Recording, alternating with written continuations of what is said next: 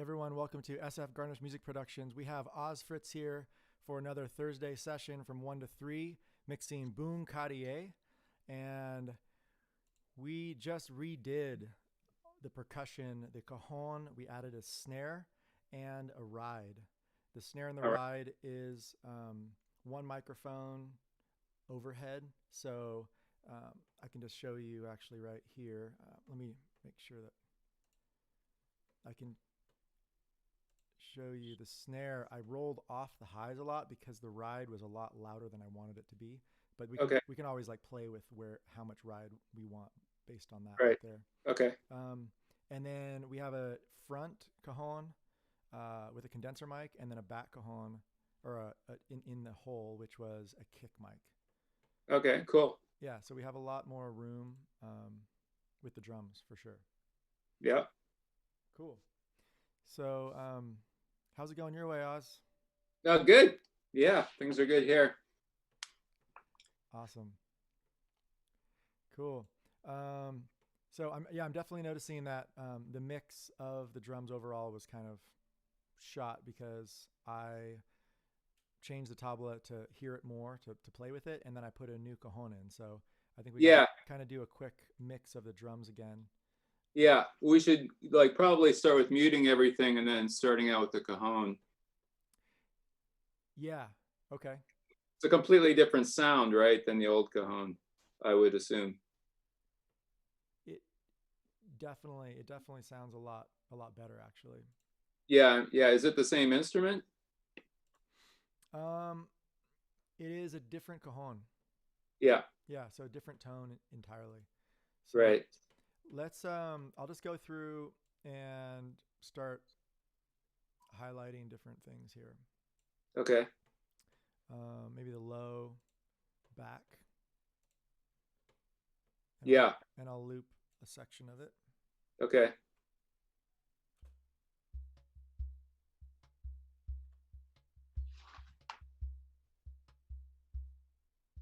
I'm not hearing that very much. I'm gonna turn it up a little bit.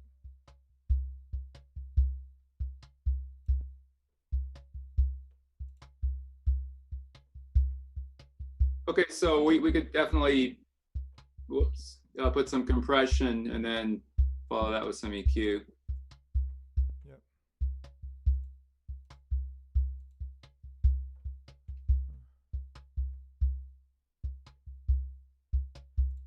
I thought I put that in there. Oh, I'm sorry.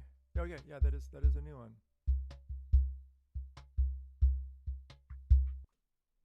Okay, we'll just start from basics. Yeah. So cajon low Mm-hmm. and EQ8 is what I like.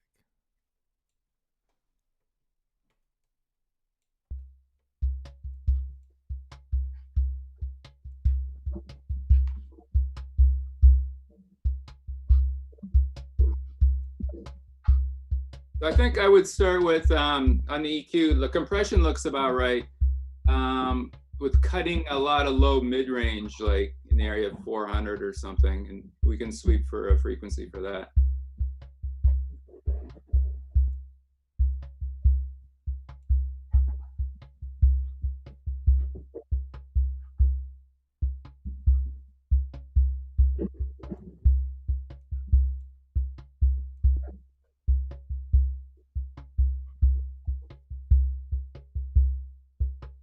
Yeah, I think maybe around 250 or so. Yeah, it's really honking there.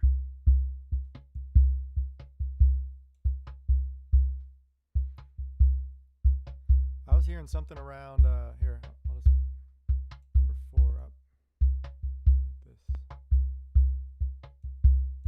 I was hearing something up here, I think too.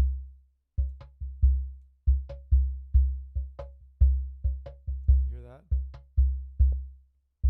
Uh-huh. Is that something we want there? No, not necessarily. Yeah, do a little cut there maybe. I'll do a really tight cue. Yeah. I'll tighten this one as well. I would take out that boost you're doing on band number 2 for the time being, and we can maybe come back to that. Okay.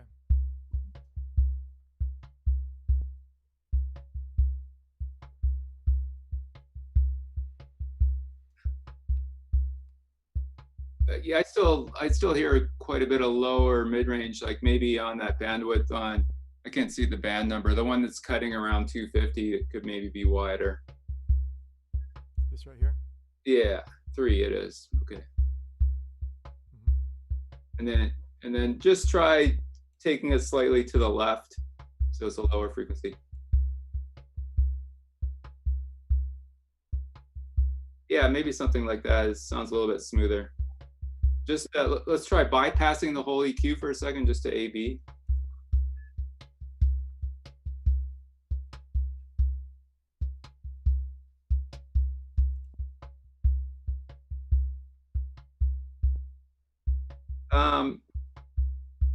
It definitely sounds more like a kick with the EQ in. Yeah. I think maybe try, I don't know that I would cut out all that high end. Well, we have that front right here that we could also put in. Okay. Which is pretty loud. Yeah. But, okay.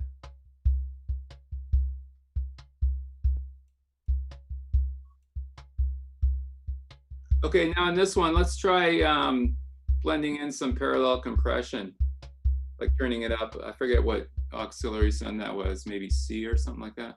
Let's look at that really quick. Parallel is D. D.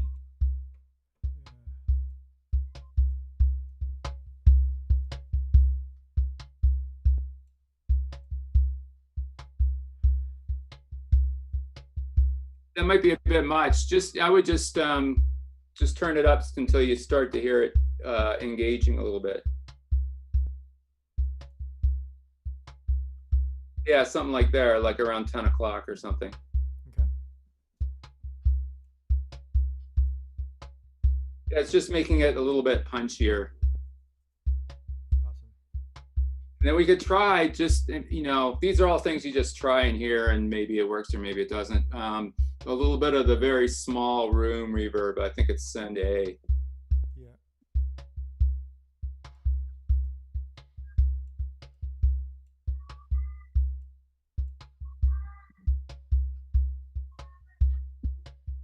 How's that? Just take it off for a second. I think it's probably better without it to my ear. Okay. Cool. Yeah. Maybe the front we could do that with or something. Right. Yeah, exactly. Okay, that sounds pretty good. You want to try that, adding in that front mic? Yeah, I'm gonna just copy this over. Okay. Oh, it already has something. Okay, cool. I thought I did something like that.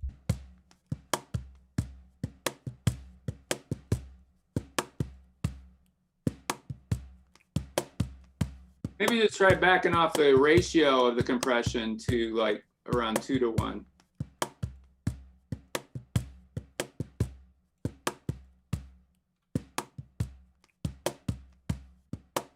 And then for percussion instruments, I like to have like almost the fastest fastest release possible. Yeah.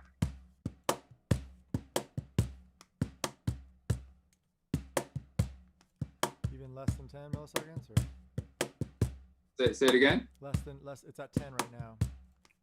Yeah, that seems pretty good.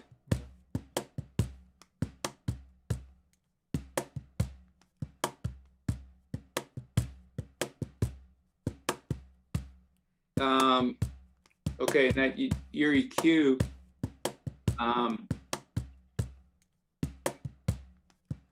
like let's not put on that high pass filter, the low end roll off to start, and then when we blend the two mics, we'll hear if we need something like that.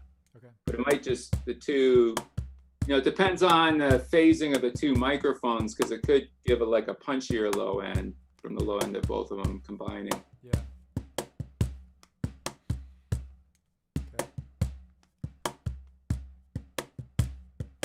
Maybe, yeah, just a little dip. Oh yeah, we're a little dip in the lower mids again. Right, or even lower than the lower mids. Yeah, right, like around 110 or something. Yeah.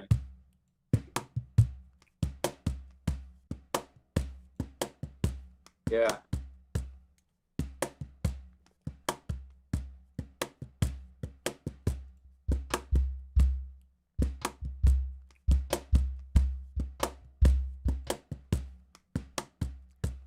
I actually didn't like how quick the top of the snare sounded, so I added this snare actually in. Okay. So that's why I'm kind of disappointed in the upper of the snare of the cajon. How quick that is. What don't you like, that it's just kind of too small or something? Yeah, it sounds small. It sounds like I'm hitting a box, and it's a closed Basically, box. you are hitting a box. I am hitting a box. Yeah. But before we go to that other snare, is there an easy way you have of reversing the phase on these two mics of the cajon?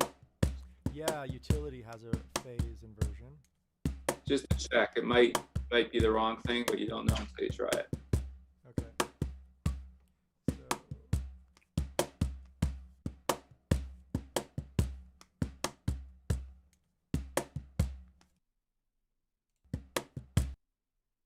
You would have to do them both, right? Left and right, I think. I'll just do maybe one button. Stereo, maybe? Okay, Yeah. yeah, that's fine. Oh, there we go. Maybe mono. Yeah. Okay, now take them off so it's not reverse phase. And now on. Yeah, so we don't want to reverse the phase. There's more low end with the two, with the so that's a good sign. That means you mic'd it properly.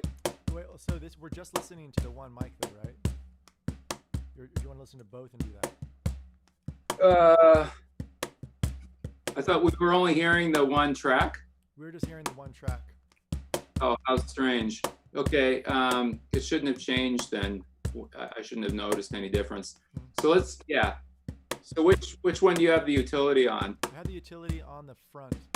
Okay. And I'm going to put on both tracks.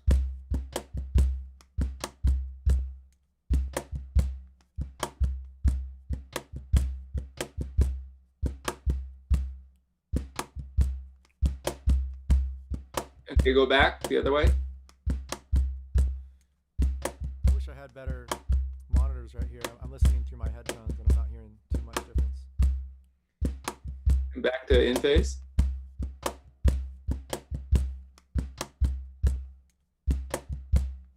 And again, change it. It sounds a little bit better with the reverse phase. Okay, so that on then. You know, I hear quite a bit of, it's almost like a delay in the two mics. Do you hear that? Or like what you would expect to hear with latency. Do you have any issues with latency or? I shouldn't. Let me. Like do you hear like kind of a flam between the two tracks? I am, yeah. I know I did some movement of them. So maybe we're hearing something that got moved and something else didn't.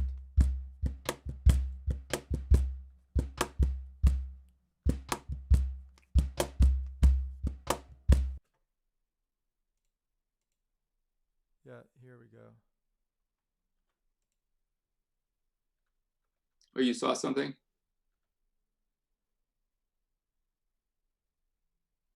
Yeah, it looks like this one wasn't actually adjusted properly. Uh-huh. Yeah, I moved some of these tracks to align them. Okay. And I probably should have done that at the same exact time. Exactly. Yep. So you're hearing like little delays sometimes, like a flam, like yeah. when something isn't lining up exactly right. Totally. So this right here is an example of that. Let me just.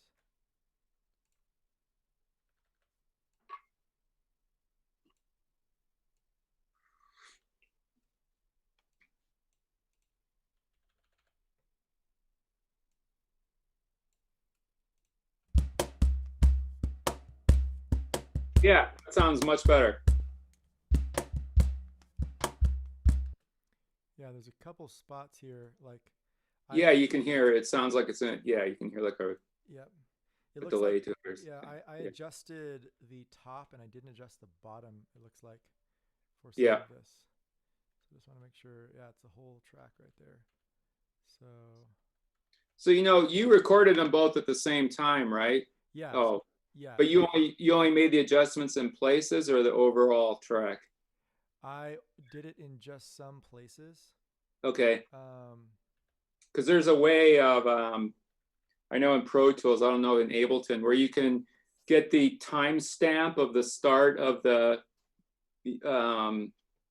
track. uh-huh. It can also be the start of a segment of the track, like if you made a section. And you can find out that timestamp, and then you can put the other track to start at the exact same timestamp, and then you know that they're perfectly what they're supposed to be. I see. Yeah, yeah. So realigning them. I could definitely I mean, you can also do it like you're doing it right now, which is manually. just by eye, which Yeah. that's fine too. But the other way, like if you had done it, if you had moved the whole track like a global thing, then it would have been easy just to find that timestamp at the beginning and put the other one to correspond. I see. I see. Okay. So this is But some yeah, you did make a mistake by not adjusting them at the same time. totally. So after this session, I want you to make sure to give yourself a good beating. Yeah, looks like that last move I did, that is better there. Mm-hmm. Okay.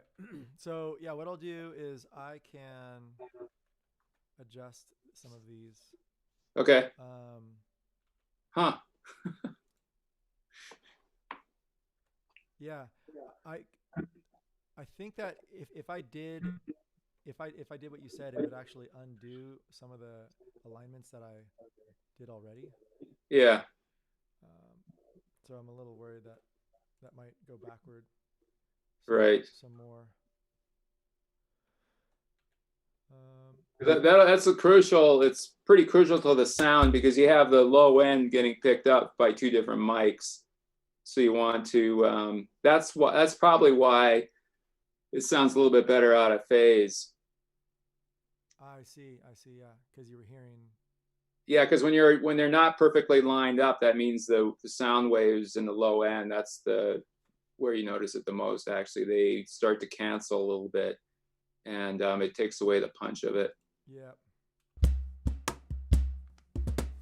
Oh yeah, that sounds better now. Like Yeah. I'm getting more low end on that. Yeah, On yeah. now. The parts that are aligned Yeah.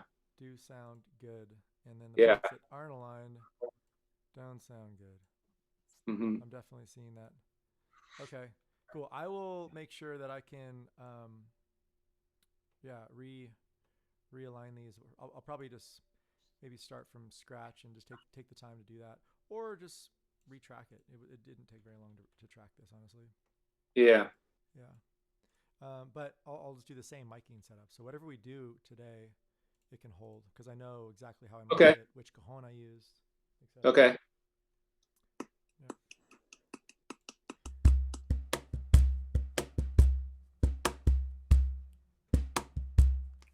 Yeah, it sounds way punchier now.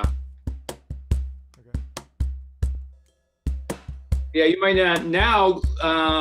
That EQ on the high one, maybe now try because now I'm hearing a lot of the low. Like you could on the high mic do that. Yeah, exactly.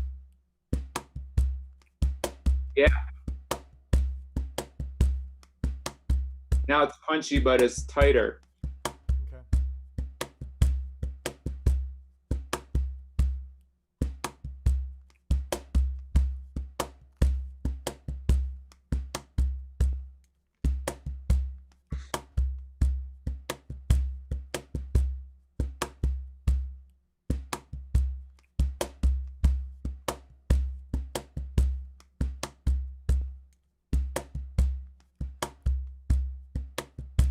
I have one more instrument I want to show you. Is that cool? Yes.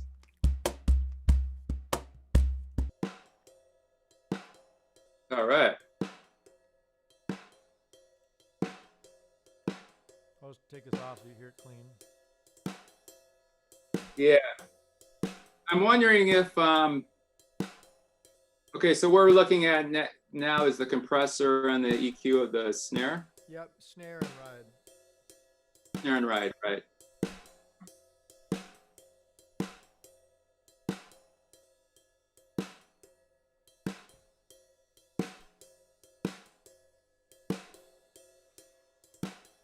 Let's try the attack, making it even quicker to see if that, because ideally you want to try to even out the sound. If you have two instruments and you're trying to make them more balanced, to try to get that with compression. EQ can also do that like you were doing, but okay. You start with compression.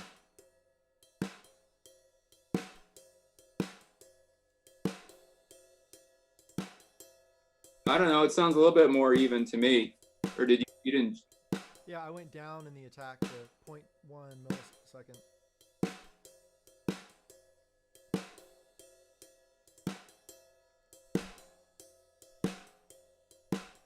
Okay. I'm going to change the ratio real quick and just see what happens. A little more open sounding. I feel like it got louder when I went to the higher ratio. Yeah.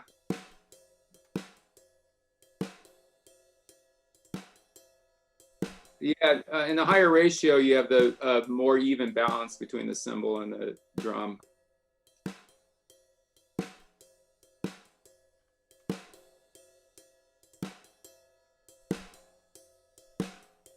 feel like I'm hearing more of the highs Mm-hmm. when I do the ratio like that. That's interesting.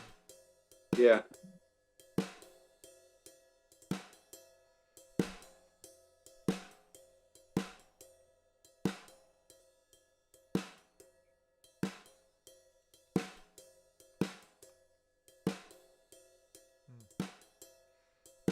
This is where I want to go to the studio and use the BMWs. I could hear these changes a lot better than these in monitors. Oh yeah, they're wonderful monitors.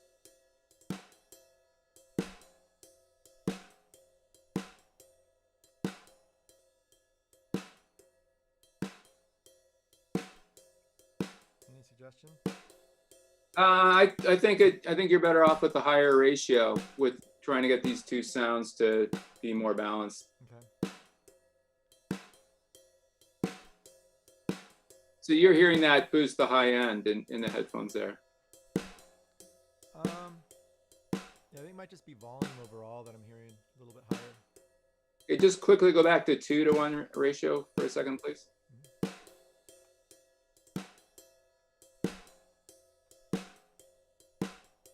Yeah, I mean, the snare sounds a little bit more open at the lower ratio, but then the cymbal sounds louder. So I would go with this situation with the higher ratio. Okay.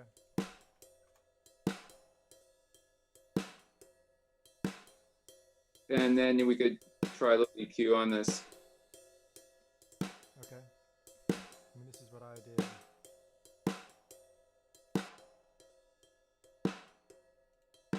Yeah, that's what I initially did.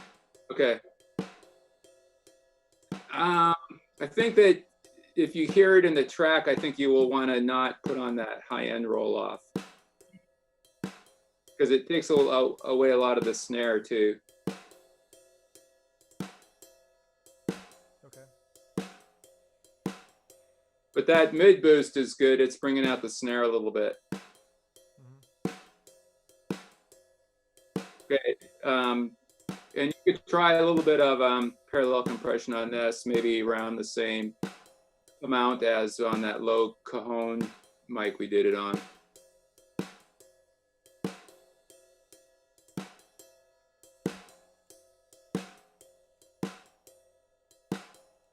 Okay.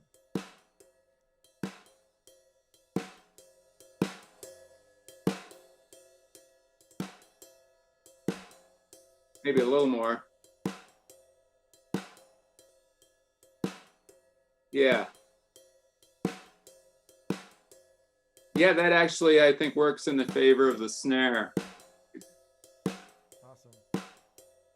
And then you wanted to try some room sound on it, like maybe the medium room or the small room.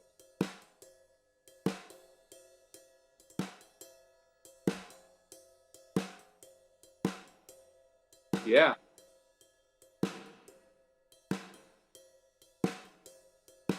I kind of like that. Yeah. And again, it's affecting the snare more because of the what do you call it? Transient nature of it. Yeah, I kind of like that long snare. Yeah. That's cool. Huh? It gives it some depth.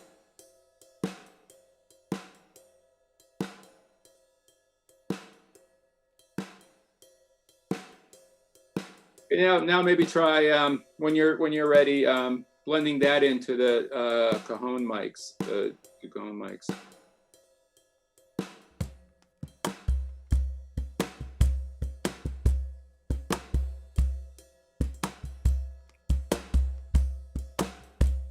Definitely making it way more punchy.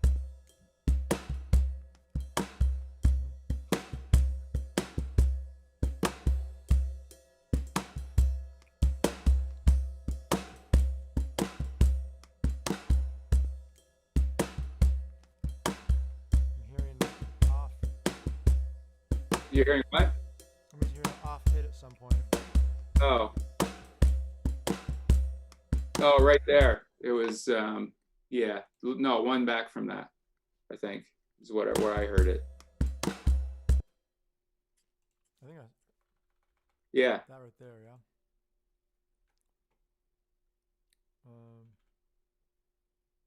Oh my gosh, these are all way off.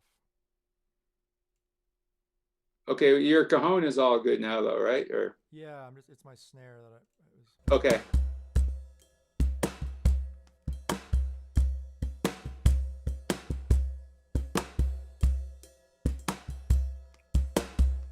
That one. Right here? Two of them ago. Yeah, I think that was it, maybe. I wasn't looking at the screen when I heard it.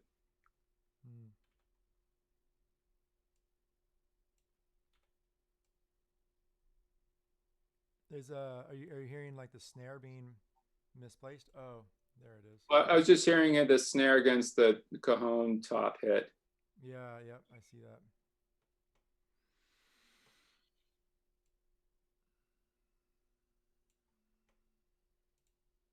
These guys right here.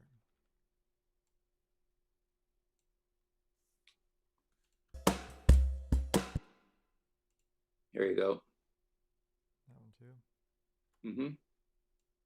I mean, they don't all have to look exactly right, because sometimes, you know, it's like a doubling thing. It can be, there's a certain tolerance where it's okay.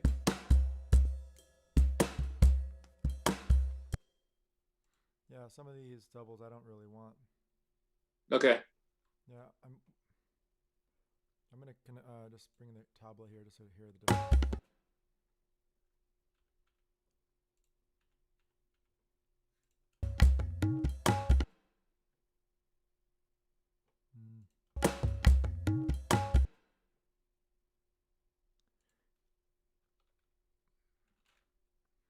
I often go with whoever's behind the most. Oh. So it looks like my snare and the tabla are lined up, and these cajons are not. Okay. I'll move them together. So I don't think I should probably spend too much time. Yeah, you can do this. You don't need me for this. Yeah. Okay, cool. So the overall sound of that sounds way better than before you did these overdubs. Awesome. Thanks for that. Yeah. Didn't take too much time, and yeah, made improvement for sure. Yeah, and I think the sound is good to me, and now it's just a matter of blending in, you know, getting everything else balanced with this new rhythm section. Yeah, totally. I mean, I don't know, did you balance the tablas against these, or are they? Like I said, I think I turned them up to listen to them in the playback, and then I think they just accidentally stayed up. Okay. I did bring them back about 4 dB. Okay. So they should be sitting back in place, but.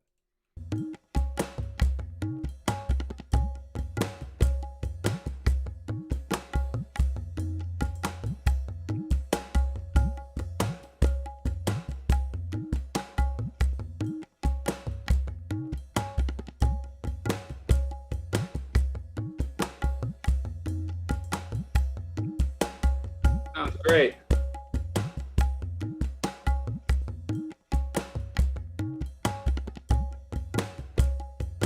I'm just gonna bring everything in for a second here.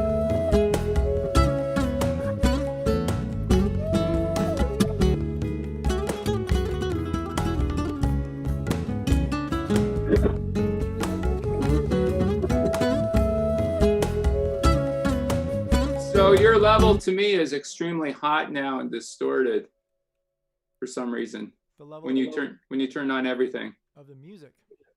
Yeah, when you turn on the rest of the track, it's Okay. very hot and distorted. It's going into the red on my Sorry about that. device. I'll bring that back down. It looks like I turned it up to hear the drum there, and I can bring it back down.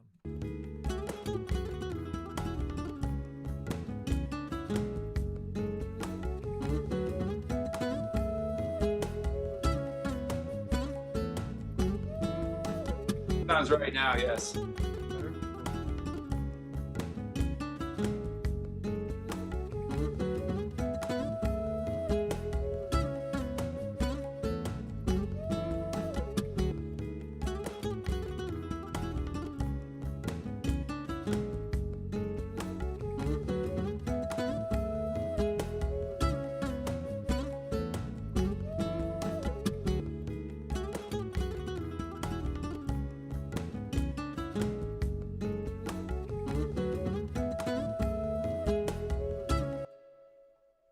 So just now, the way I'm hearing, I'm not sure why, but the bass sounds pretty low.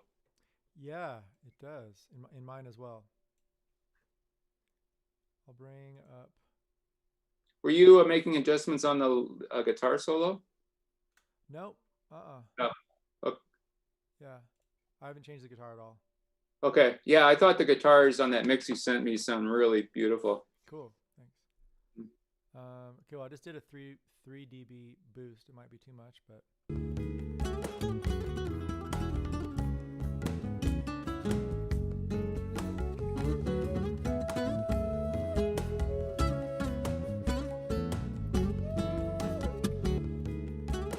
Let's just check it real quick with the muting the guitars and flute, and you don't have the vocals in now. So we're just hearing the rhythms, the drums, and the bass. Absolutely. Cajon new. Oops. I gotta press shared bass all this button.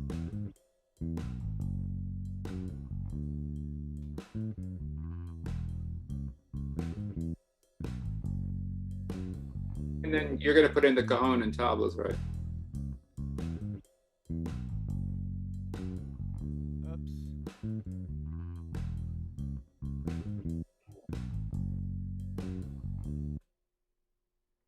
That should have been cajon.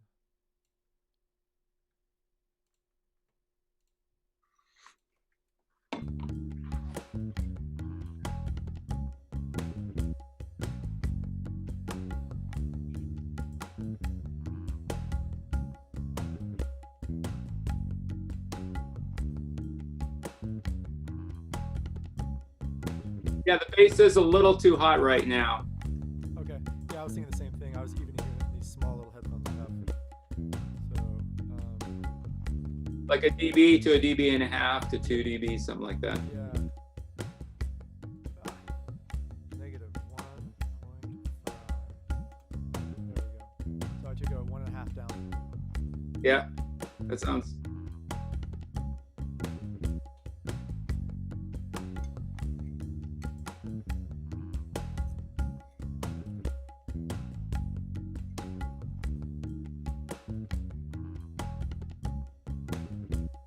That seems pretty good.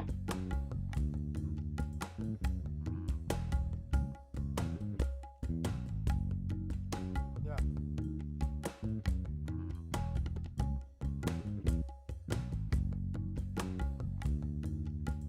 Okay, now because we're, the bass response of the track changes whenever you add something different. So now that I'm hearing it with the cajon, the snare, and the bass, the cajon is losing a little bit of its low end punch that you could hear when the bass wasn't there, but now the bass frequencies are not, they're making it sound less punchy. So maybe let's try, maybe a little bit of low end boost on the low cajon. Okay. I would go like probably a little lower, like to the left, slightly around 60 to 80, something like that. Oh, yeah. See what that does.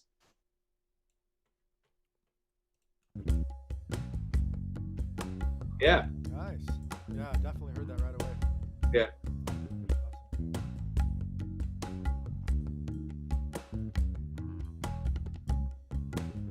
Okay, that works.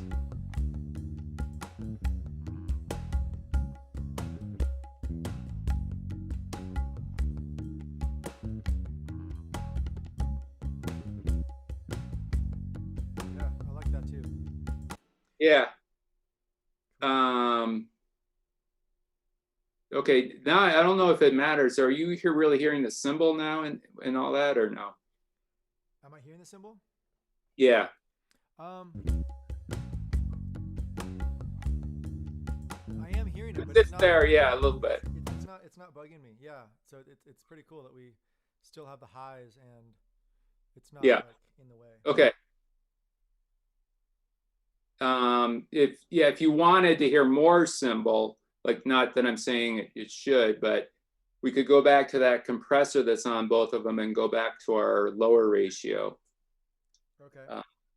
Lower ratio on the top snare, right? Yeah, to 2 to 1. And then we might need to raise it slightly in overall volume. Okay, let's just listen.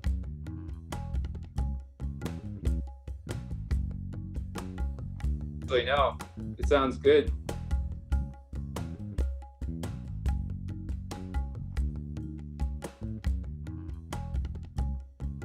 Cool. I think that the snare sounds a little less choked now. Yeah. Yeah, that sounds pretty good.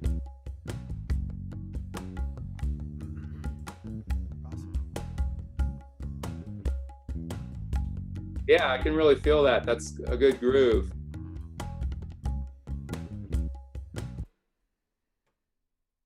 And the low end sounds great. I mean, I always like, I was given this description early on in my actually live sound career of, the bass and kick should kind of sound like just a punchy bass rather than two separate things. This was like before the disco era when kick drums became kind of god for a second.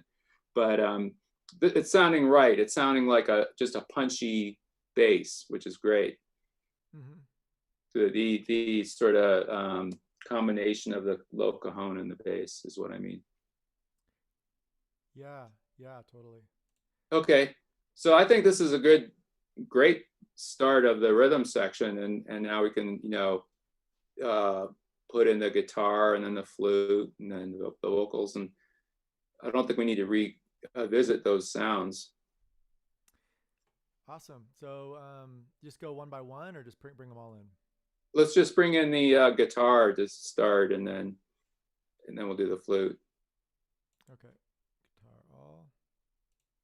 I mean, we might do some tweaks on the sound just because we're now dealing with a different rhythm section.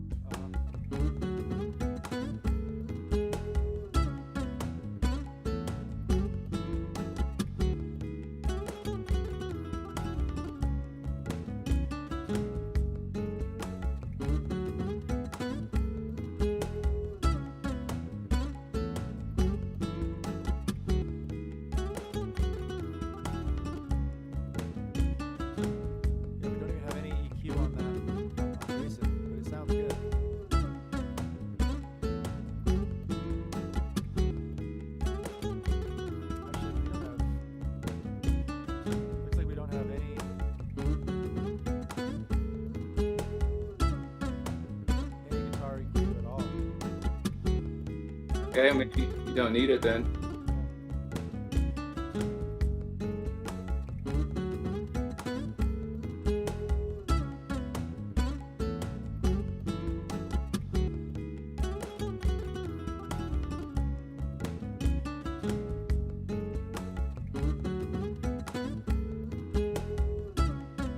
So, um, it sounds to me like the rhythm section is just a hair too loud compared to the guitar. Like I'm especially hearing it on the downbeat on the snare and the high cajon hit and the tabla hit that is right there. They're just a little bit too strong for the guitars there. Yeah, yeah. I think it was actually way more present on this new take. Yeah, So maybe I'll just do like a dB drop by 2 or something. try that. Yeah.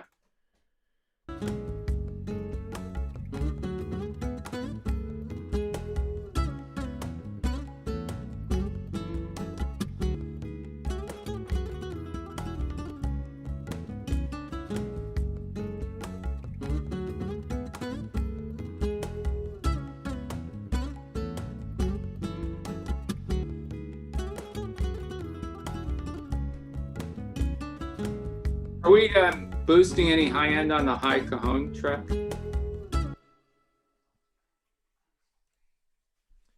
No, we're not. Okay. You want to do that? No, I don't want to. I was thinking if we were to back off on it. Yeah, I actually agree with that. Because that tone, I would rather hear the snare. Yeah. And less of that, like that thinness. Yeah. Of the cajon. I was going to suggest on this one, like you could try it with the EQ, but I would like just try turning up the ratio. I had you turn it down to 2-1. Let's try splitting the difference and have it at 3-1. Okay. Maybe that'll. Okay, cool. A little volume on that, maybe. Yeah. Okay. And it went back. Oh no, you changed tracks. Okay. Yeah, this is at 3. Okay. And this, maybe I was thinking about just rolling this around and seeing which frequencies we don't like, maybe. Okay, this is the high cajon that we're on? Yeah, the front of cajon. Okay, so what did you do with the rate? I thought you put the ratio to 3-1. I did 3-1 for the snare and ride. Okay, no, what I was suggesting was the opposite, keeping that the same and then putting that at 3-1. Yeah. Sorry. Okay, so got it.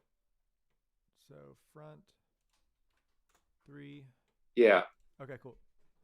And then you could do that with the EQ. Yeah.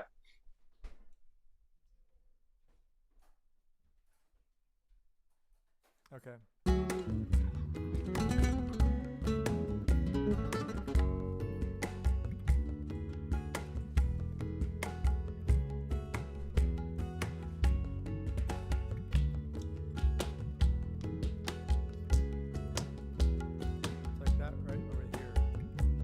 Yeah, around 4K exactly. Is that 4K? Yeah, probably narrower Q. Yeah.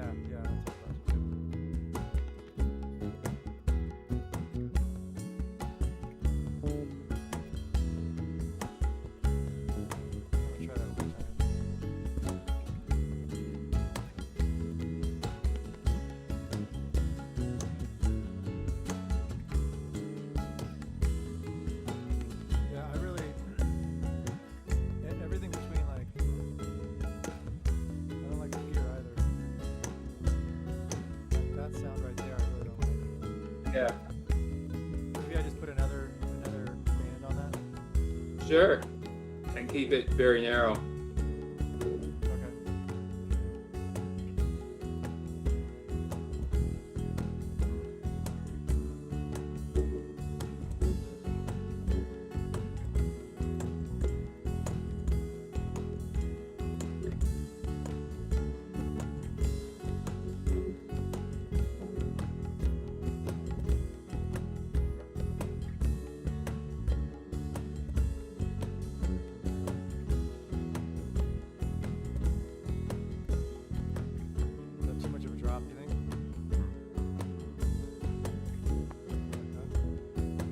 Yeah, that's better, just where you went to now.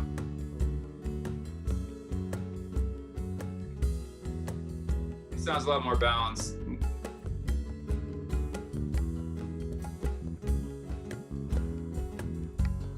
Okay, so just to check, just try muting that high mic for a second and playing it just to see what it's contributing. You mean the high mic? Of the cajon, yeah.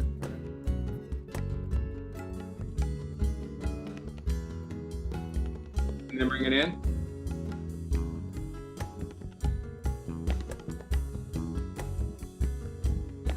I think it could just come down like a couple of dB, just that mic.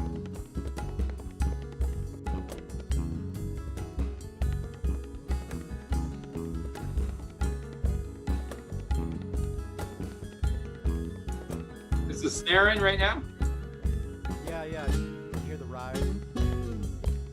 Oh yeah.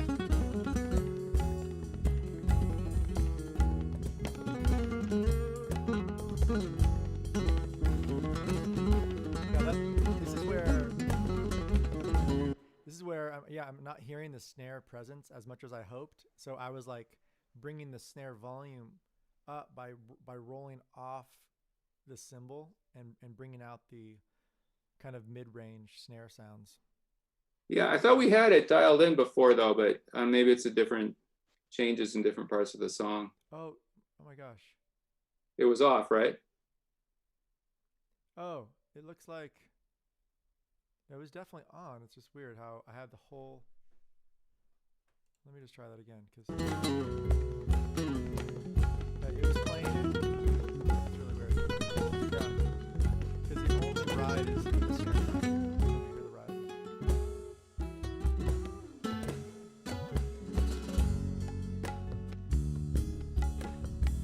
Oh, I actually. Okay, here's the other thing I went to. I used two different sticks. So that should be clear. Over here, where we were listening to before, I was using a brush on the ride. Okay. And then I switched to an actual stick. Yeah, I can see the difference in the waveform. Yeah. So that's probably where the ride comes out more than you want, Yeah. where you're using the stick. Yeah, I can engage a second EQ that just turns on when I do that or something. Sure. Because I was hearing the snare beautifully before. That must have been in the earlier part of the song. And then here I can hardly hear the snare. Yeah. Okay. So this is the one that I'll roll.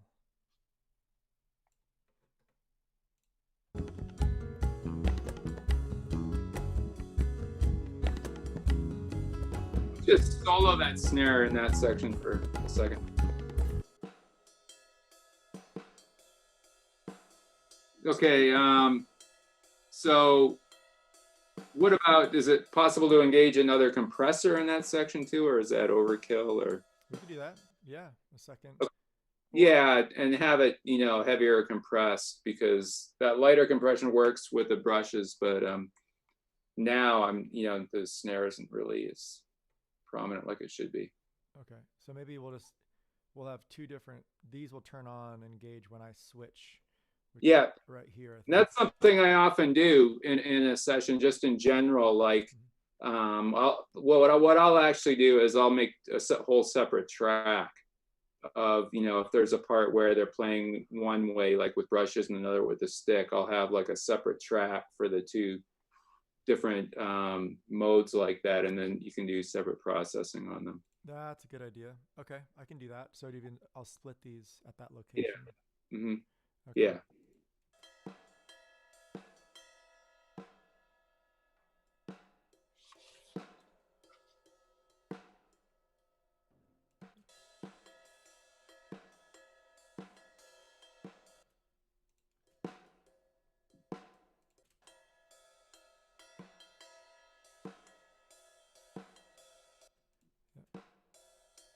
I think that's where I switch. Mm-hmm. All right.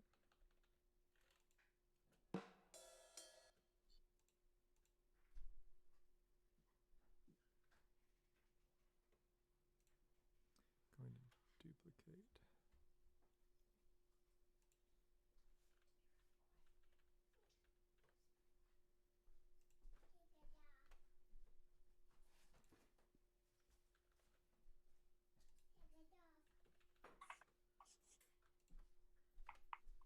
All right, so this one will be our first EQ.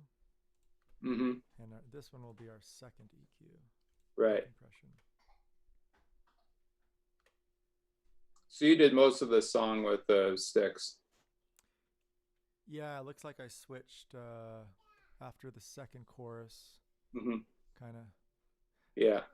Okay, so this one you said. Let me just do a general. Like 4-to-1, and yeah, it'd be more aggressive. 4-to-1, more aggressive on the threshold. Yeah.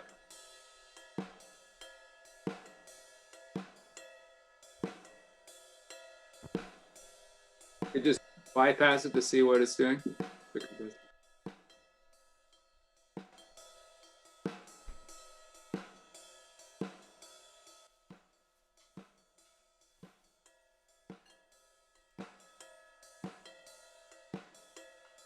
bringing out the highs too,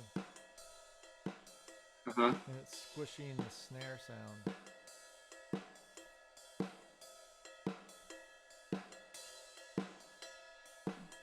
Yeah, the compression's just pushing down the snare. Uh-huh. I kind of want the snare to stay out, yeah, like stay up in volume. Yeah. And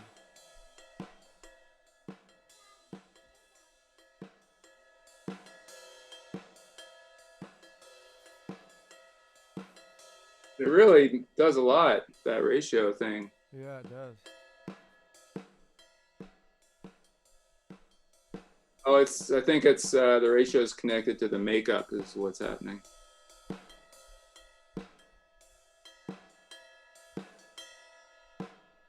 It's actually pushing volume a little bit.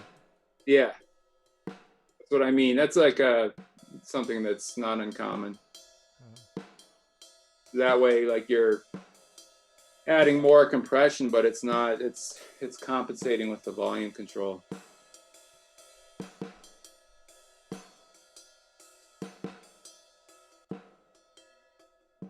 Yeah, that really takes it out. But you got to kind of balance it between, you know, if you're taking out too much, you're also taking out the snare. Yeah.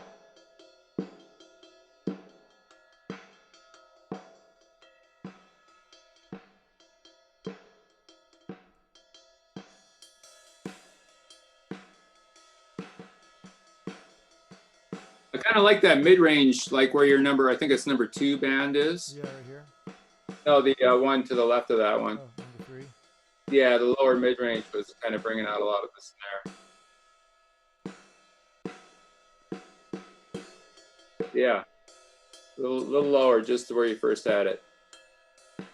I mean, I'm sorry, lower in frequency. Right around there, yeah.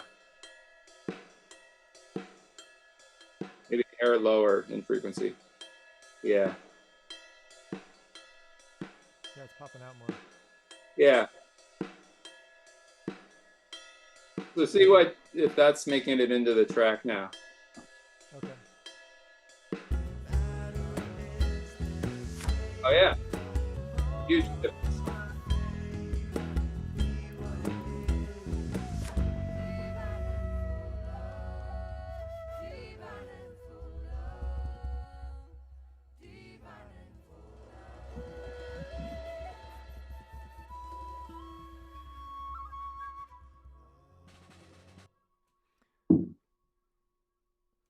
I have some stuff here that I don't really need. Mm-hmm. Shave that off. Okay. Cool. And then when we're ready, we should go to the where it changes the sound, you know, in the area of the brushes to the sticks. Okay, here it is. See where.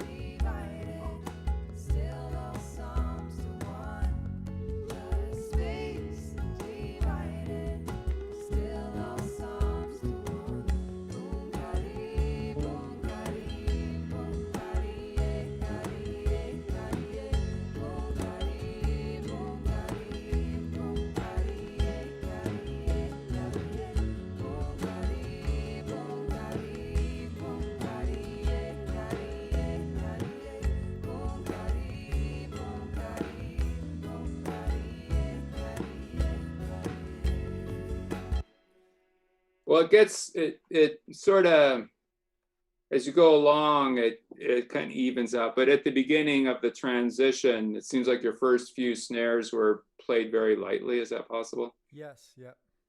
And then, so maybe I wonder if you could do just like a volume boost up into where you can see it get loud in the transient there. Right here.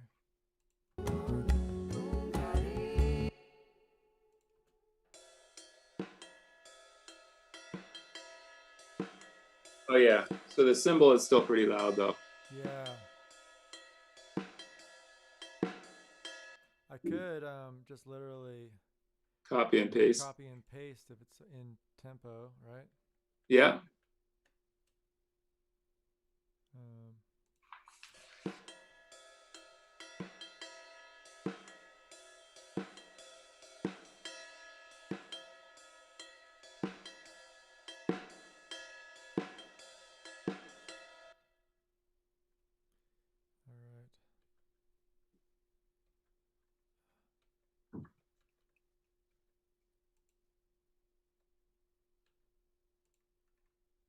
Unfortunately, this isn't to grid, Oh, I see. Okay. so I'm just going to do it from my eyeball and then Yeah. go from there.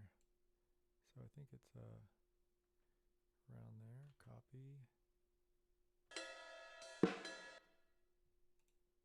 just got to make sure it's.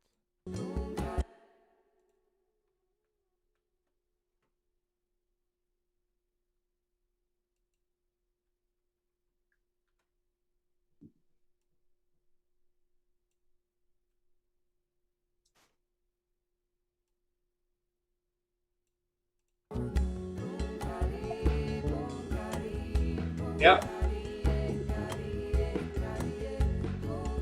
Uh-oh. No, it's not in time, right? It's the wrong part of the song. Mm-hmm. This is what happens when you make a song in 31. Where's the downbeat? Right. There we go.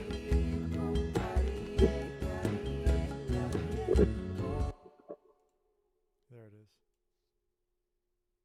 Definitely have it that time because the vocals are in.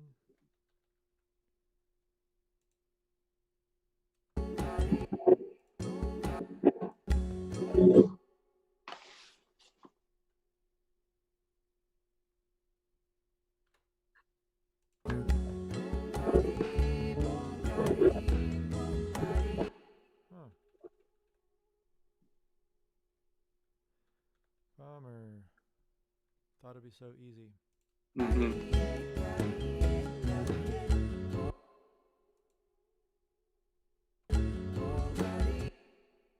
Oh, I see. It goes boom, boom, Carri. There's a downbeat, and then vocals come in. Right. So I almost have it. That's the downbeat right there.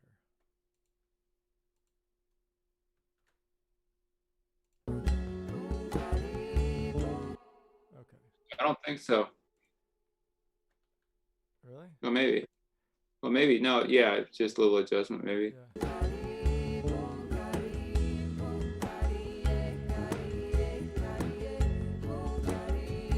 Cool. Mm-hmm. Awesome. That's what I did with the guitar fix, actually, is I just grabbed it from a different part of the song. Okay. Just start it from a little bit further back, yeah. Okay.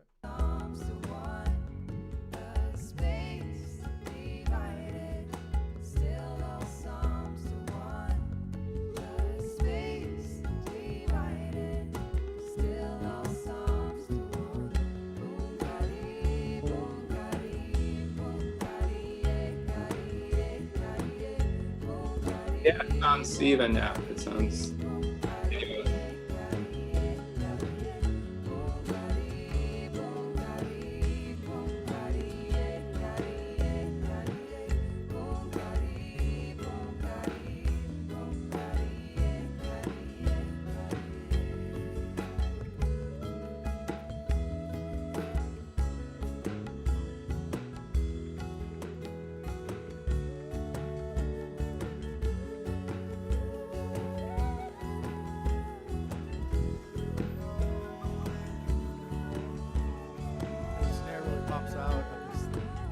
Yeah. Right here at 330 hertz.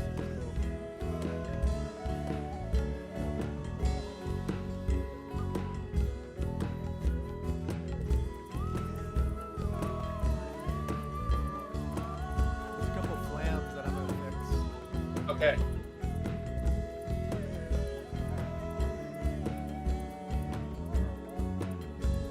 What's It seems like the new rhythm section is integrated into the track now. Yeah, yeah, totally. Awesome. Really good work on getting the snare to kind of pop out that 330 hertz Right. boost. I guess we did like a 6 dB boost, but that's Yeah. definitely the frequency that I was hoping to hear out of that snare. It's like a lower kind of sounding snare that I wanted to get. Right. So that's kind of Yeah, it sounds pretty close to the resonant frequency of that drum. Yeah. So I don't know, do you want to start at the beginning and just go over that whole thing, or? Beginning of the song? Yeah. Yeah, Or, that could work out. I am noticing that we don't have too much on the voice too, so I'd like to get to some voice okay. as well. But let's listen in. This is great.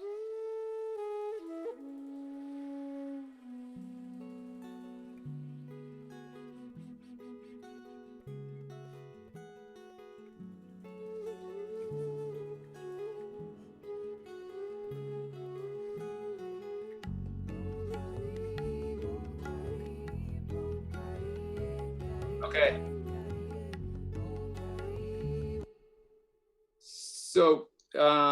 So the flute is still really loud there in that intro.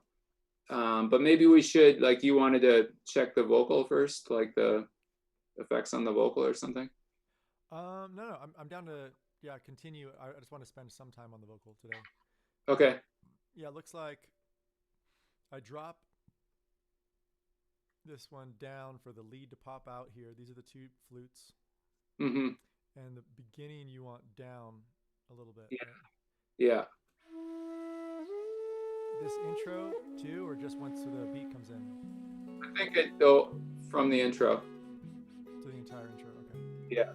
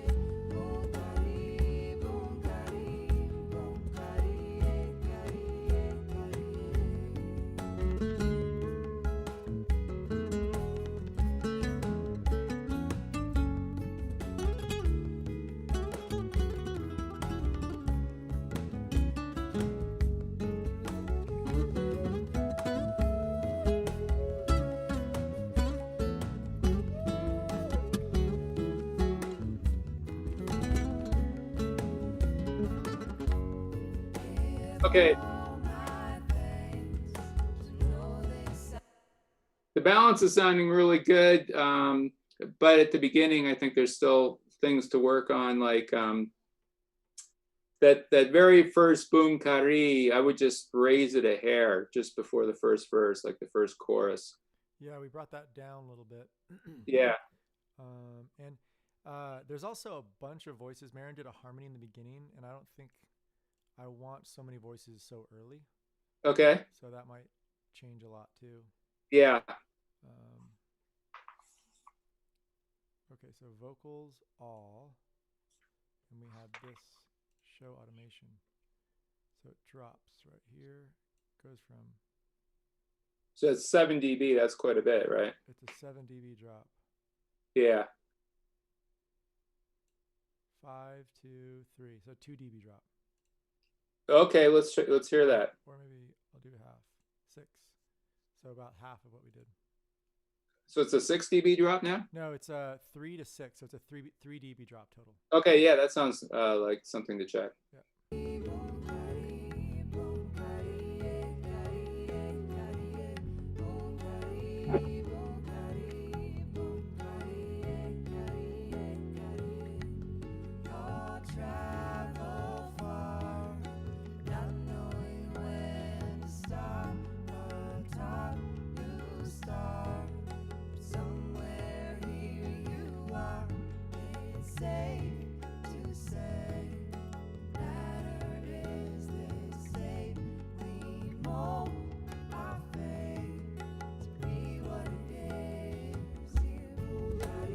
Okay, so that sounded good. That volume boost at the beginning, that's a nice balance now. Cool. So in the first verse, it's just tabla, right? There's no cajon or bass, right?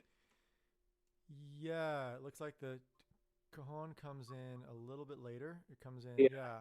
after the chorus. And the bass comes in. The bass does come in with the tabla. Okay. To me, it just sounds like the tabla could come down at that area in the first verse. This part. Right there, from there, yeah. Okay, so maybe all this part, yeah? Yeah. Okay.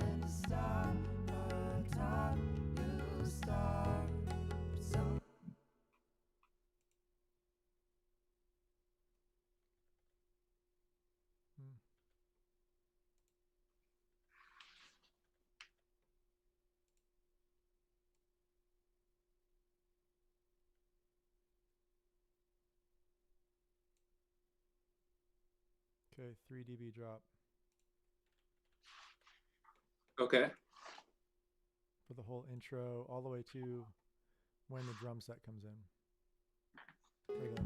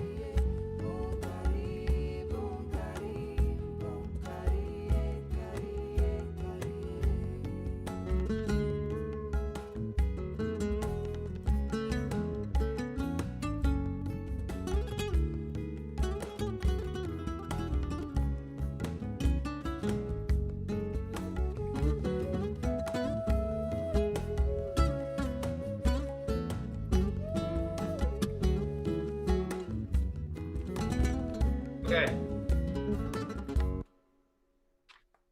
Okay, so I thought the balance was better with the tabla in the first verse, like that.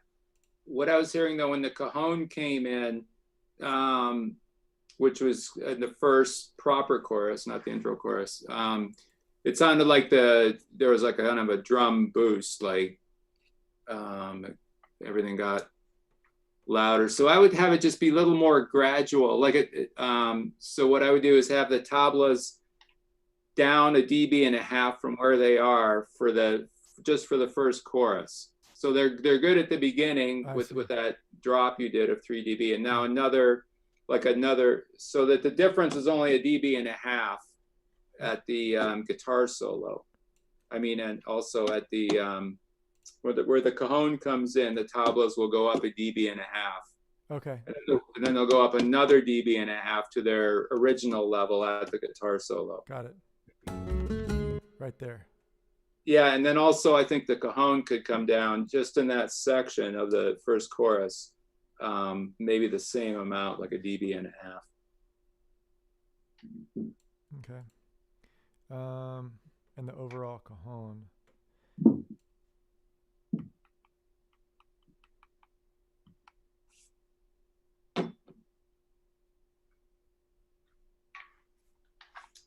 Carri. Huh. Oh, I see. Snare top. And this is... I'll group these so we can just bring those down together.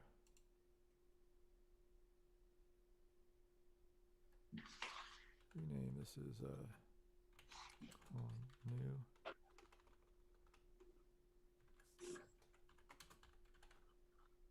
And this is actually not a new cajon. This is snare ride. Okay.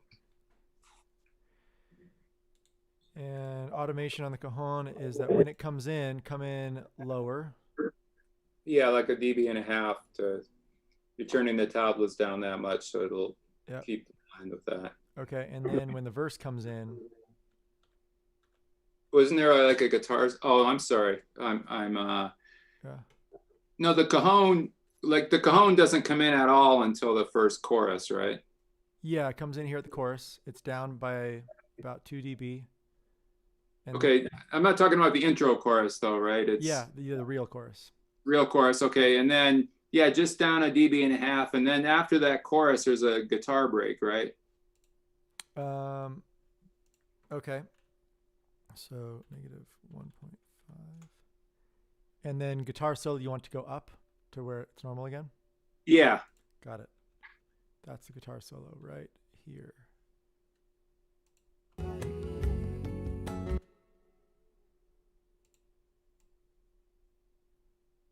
There we go.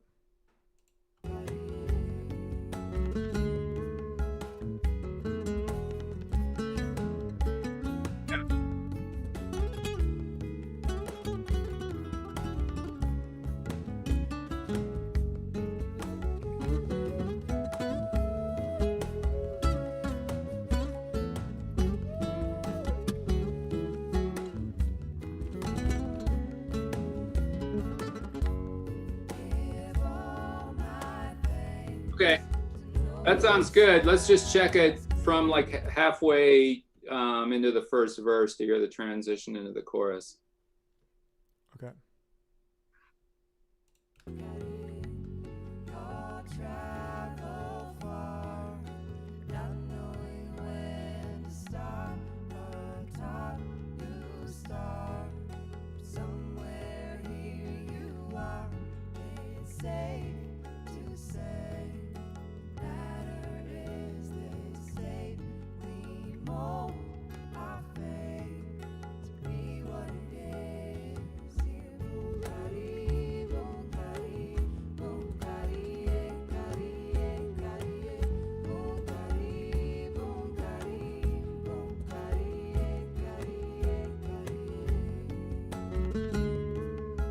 Okay, that sounds. Yeah, I thought the vocal drum balance was good now, and I would just have in the first chorus the flute down a dB. On the first chorus with the drums? Yeah, exactly. Okay. Tabla, flute. Looks like I boosted it right. I boosted it right there. So 8 up to 5.5. I'll just maybe take that boost out. Yeah, try that. Yeah.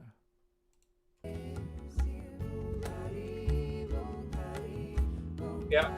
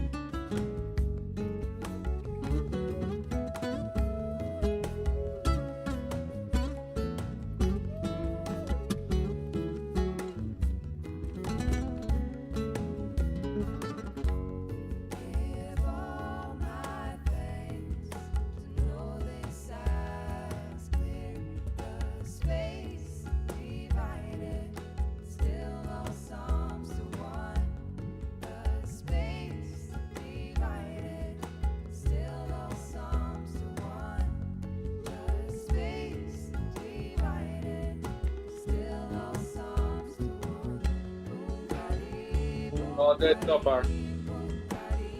All good, you said? Yep. Cool.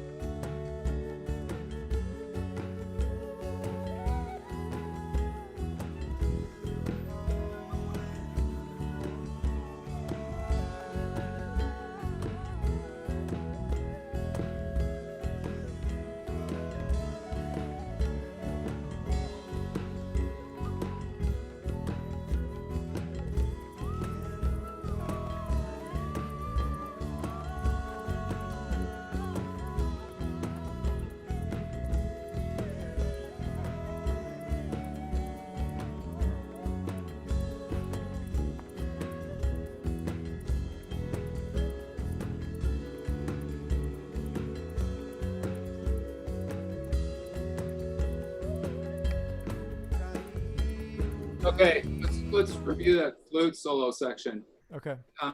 Is there a one of the flutes is the main one and one's accompanying it, or are they kind of both soloing? This green one is the solo, and you can really see it when we put in the automation.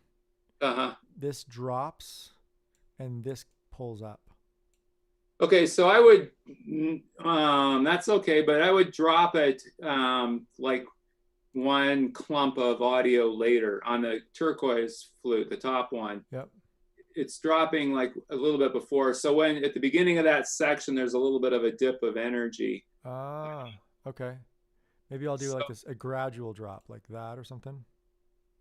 Well, I would even just fade it down. Yeah, okay. Exactly. Okay. Yeah. 8. And then I know the overall, like the green, the lime green one might come up a hair. Okay. About a dB. Mm-hmm. Yeah. Okay, let's just hear that transition.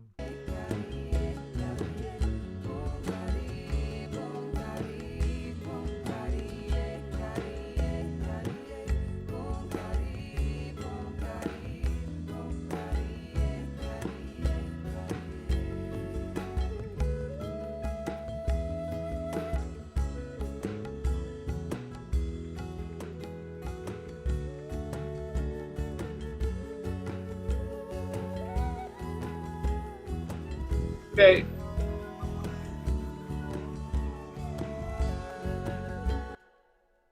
Okay.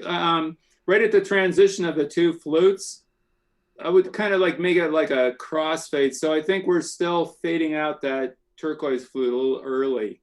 Mm-hmm. So I would have it start to fade after the lime green one has started.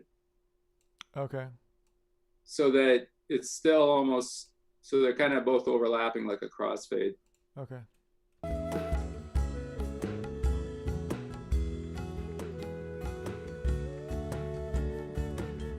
Yeah. Yeah, nice.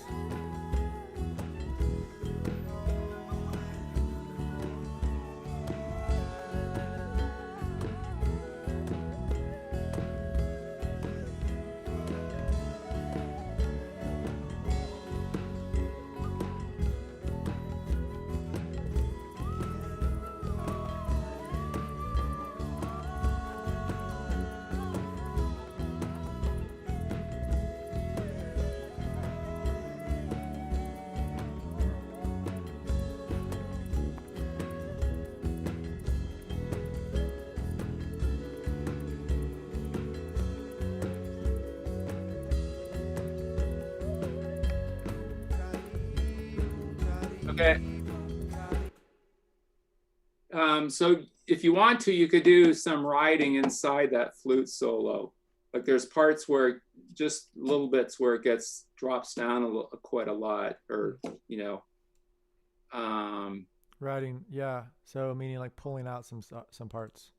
Right. Like you see, there's that first big clump where it starts. That sounds good. And then yeah, that seems like it dropped a little bit too much. Yeah, I could bring that up. I am noticing that I'm hearing this like kind of squeal, and I'm afraid that's gonna do something Oh, in that that here. might have something to do with your mic or something on the broadcast.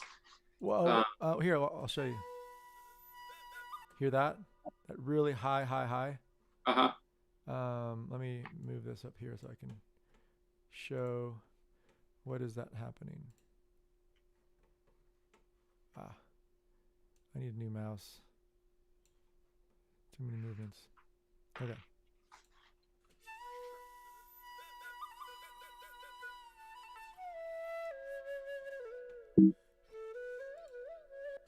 That's kind of cool, the playing of it. I mean, do you like that where he's like, it's almost like a breath? Yeah, It yeah. counts. I like the breath. There's this squeal around 12K that peaks, Okay. that pops in.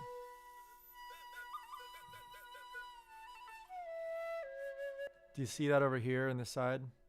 Yeah. It's really quick.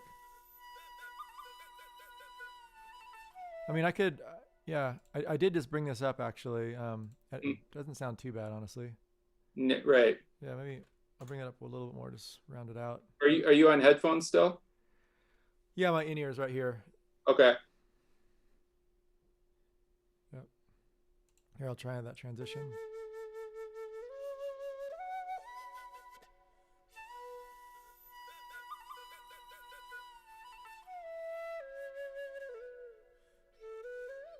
Seems okay there, yeah.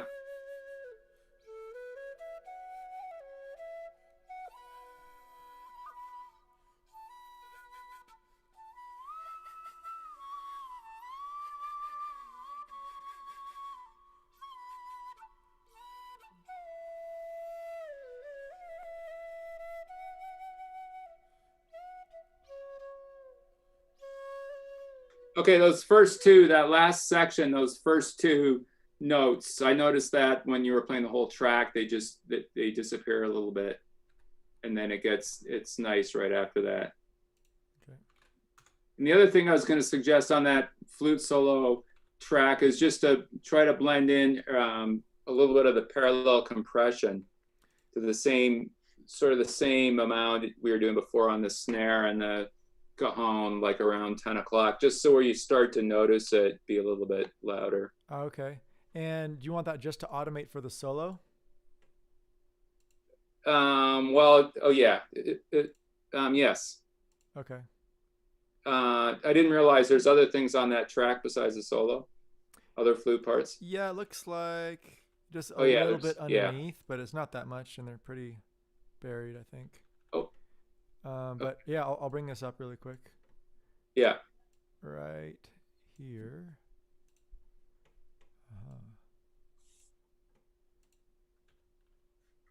So this whole section, I want to bring it up too.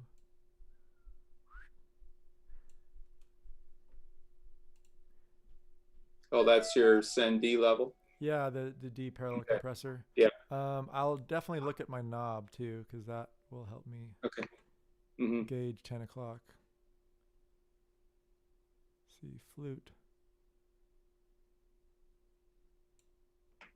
D. Oh yeah, it's already at 1 o'clock. Mm-hmm. So that should be.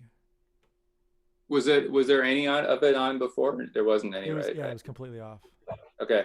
Yeah, so I think 10 o'clock is just below nominal there, and then down. There it is, 10 o'clock.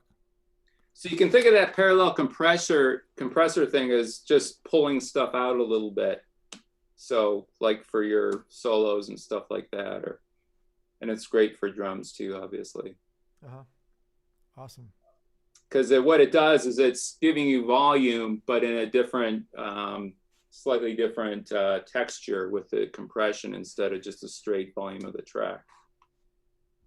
Yeah, no, that's great. Yeah.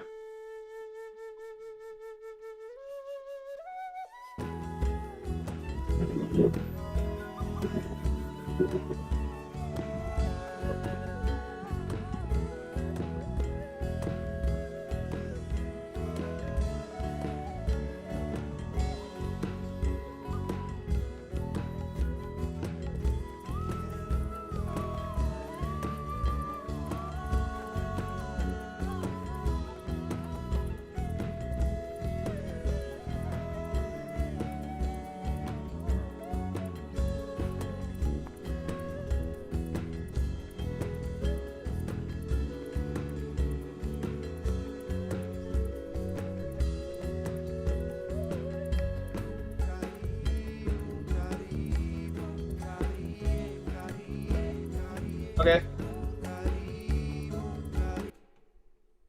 Still a couple more tweaks to do in that section, I would say. Yeah. So let's just go back to the beginning of like the end of that chorus right before it. And I thought I heard like a guitar riff, a guitar lick, sort of just before the flute starts soloing. I don't know. Okay.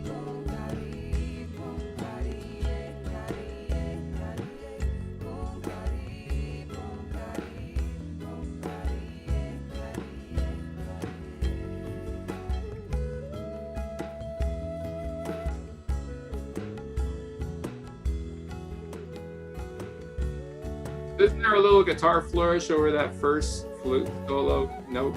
Or not the solo note, but the one we turned up on the accompanying track? So this right here, right before this, you're saying? That's where the first note of the turquoise track right there, yeah, where you just highlighted. Yeah. Okay, green and this turquoise right here. Yeah. So I'm just seeing all the guitar just chugging along at that point. Okay. Let me just see, because I guess. Wait.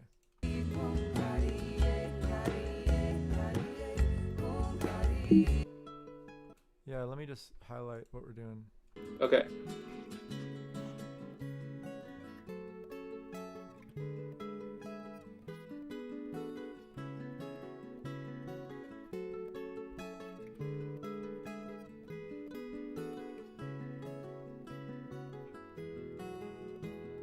Okay, yeah, I thought I heard something else. Yeah, it changes parts to the 5/8 section right here. Mm-hmm. This is actually the part that I dubbed in. Oh. So don't know if you could tell.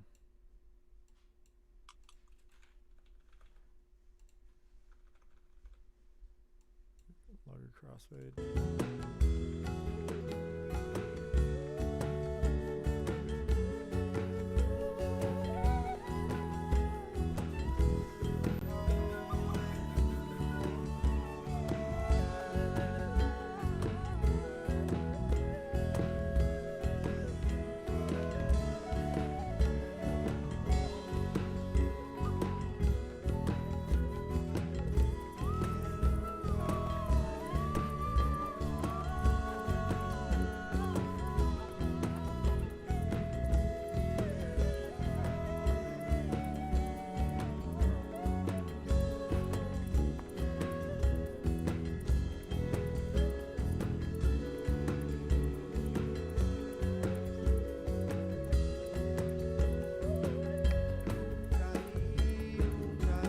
Okay, almost there in that section. I think the accompanying flute, the one that was on the turquoise track, is just like a hair too loud, like a dB too loud in the first half of that section. So like I think up to measure 29, I would drop it down to dB, and then at the second half of that flute solo section, it seemed balanced nicely.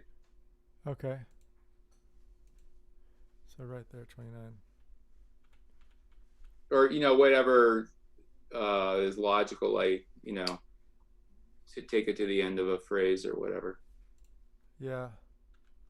Okay, so it's a little loud in the beginning, you said, yeah? Exactly. So.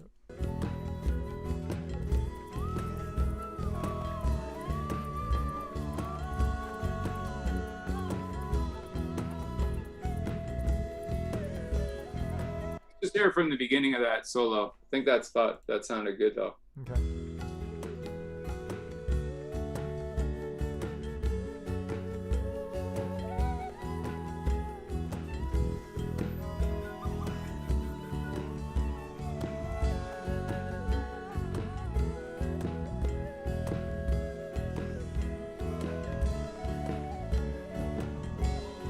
Yeah, I see what you're talking about. Right here, it gets kind of loud in the backing track.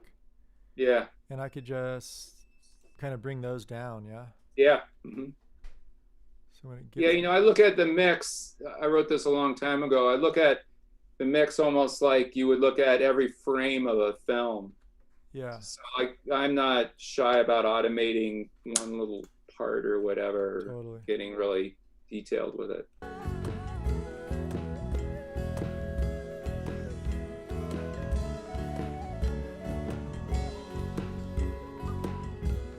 Yeah.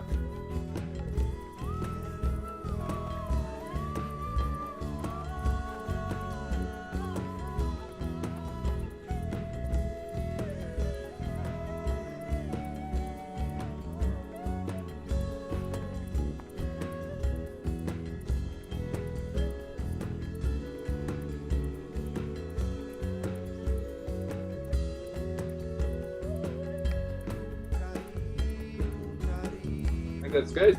Yeah. Awesome.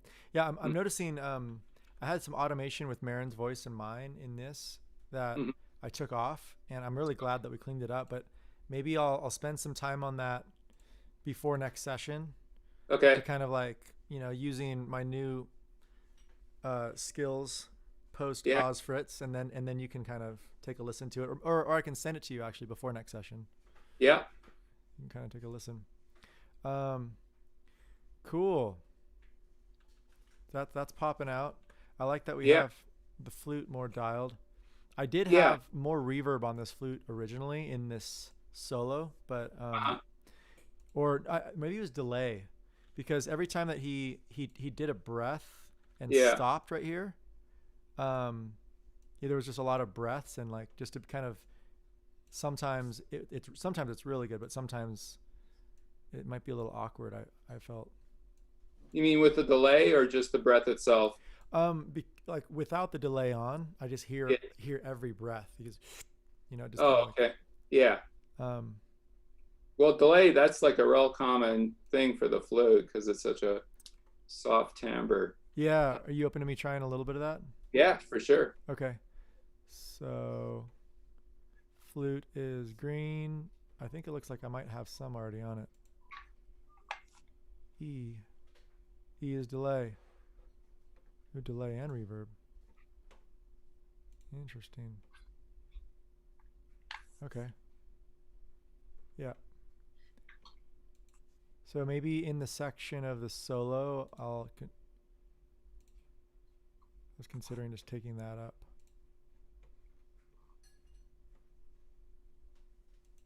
Flute delay. So this whole section right here, Hmm. that's a lot, but I'll just so I can hear it.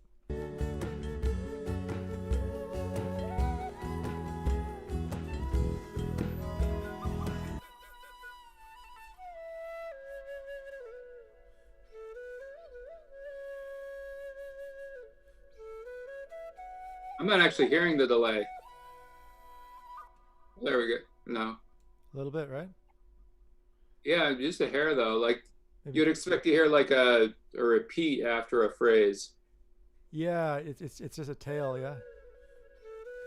I think because of that reverb that we put on it, it kind of softened the delay.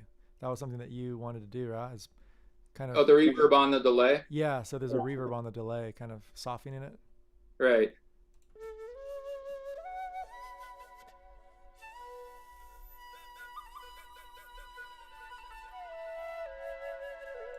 That definitely, you're hearing that, right? Yeah. I would just say we can maybe back off on that reverb. Just in that section of the song, maybe. Sure. Or that sounds like, okay, back off on the reverb of the send. It's on the delay, yeah. Delay. Boom. It's at 15%. Maybe I'll go to like 12 or. Sure. Not sure where you are there. Oh.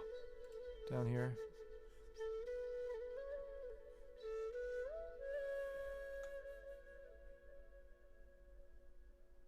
Ooh, it's a really long delay. Maybe I'll. Is it? It's a 70% feedback. Yeah, I want to bring that back a little bit. Oh yeah, that's quite a lot. But what is the actual delay time? It's at 4 and 5.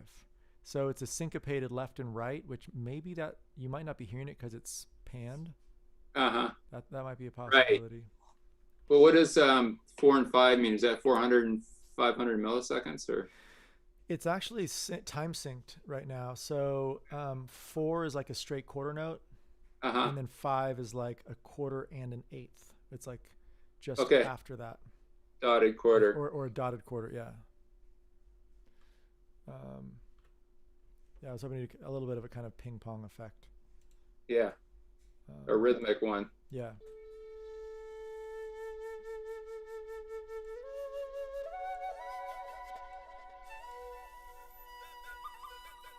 Yeah.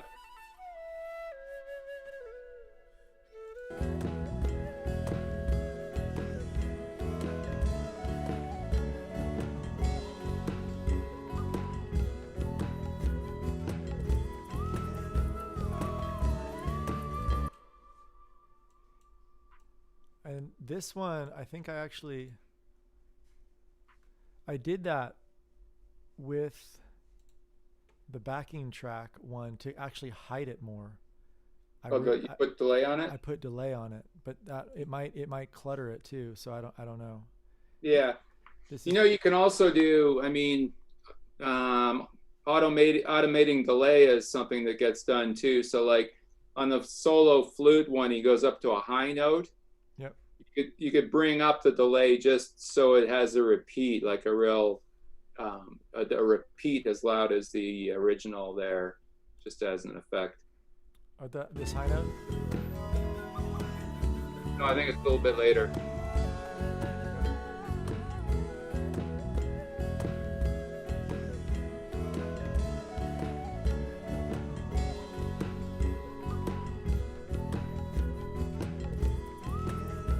That one.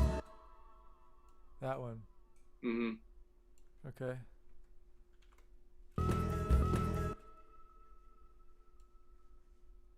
I'm gonna see that sounds. Oh.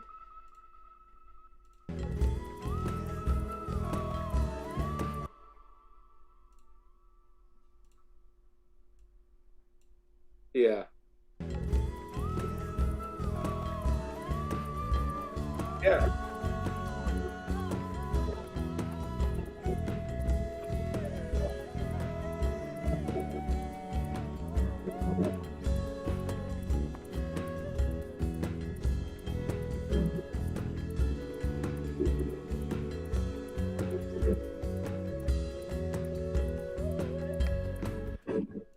Yeah, and then I'm noticing that these two flutes right here are doing the exact same thing, but not quite the same. Okay. Oh.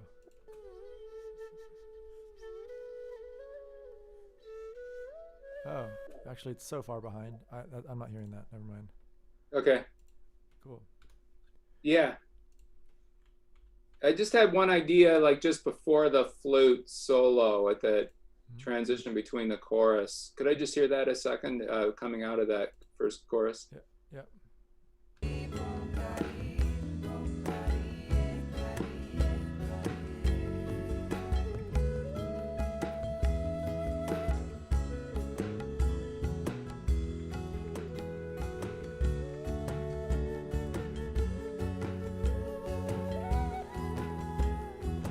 Okay.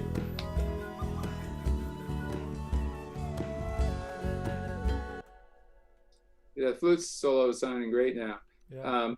My idea, which probably won't work, and it was just a thought, is like in the very end of the chorus, to mute the whole drums and bass, just so it's kind of a breakdown to the vocals, and then the flute solo comes in. But maybe that's too early in the song. No, this is actually the second chorus here. Oh, that's the chorus, right? Yeah, yeah. So we've gotten pretty far. We've gotten past guitar solo already. Now we're on a flute solo. Okay. Okay. So I hear what you're saying. That's more of a dub thing. I don't know, that it might be cool as a dynamic though. Yeah. I like that. So right before the flute solo comes in, I think actually I'm hearing the flute solo come in at the V out right away. Like this is kind of the beginning of the solo. Exactly. And so you would come back on the whatever downbeat is there. Okay.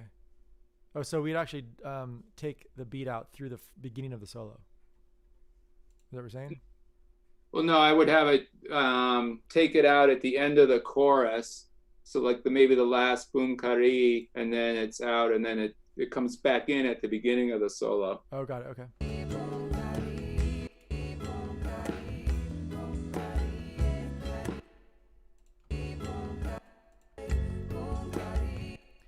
So the whole phrase of 31 maybe from here to the solo. Try that, yeah.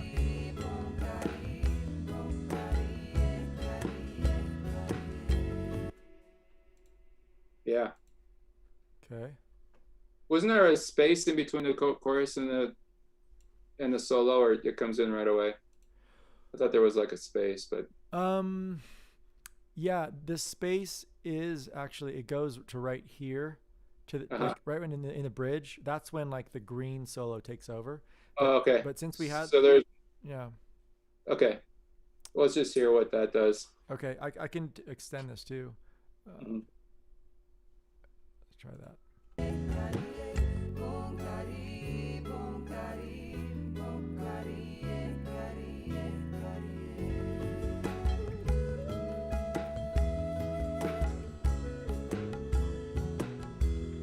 Yeah, maybe because this is where everyone changes.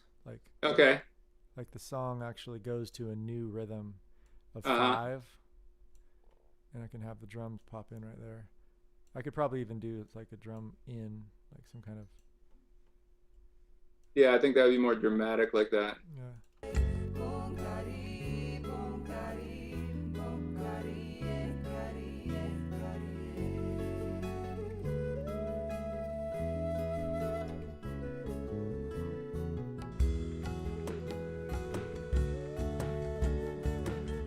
Okay.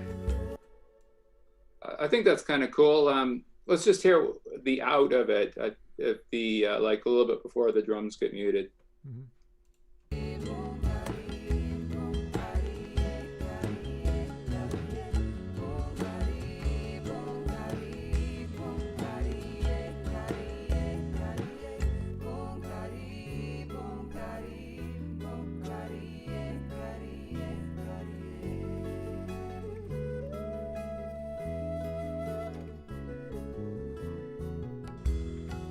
Okay.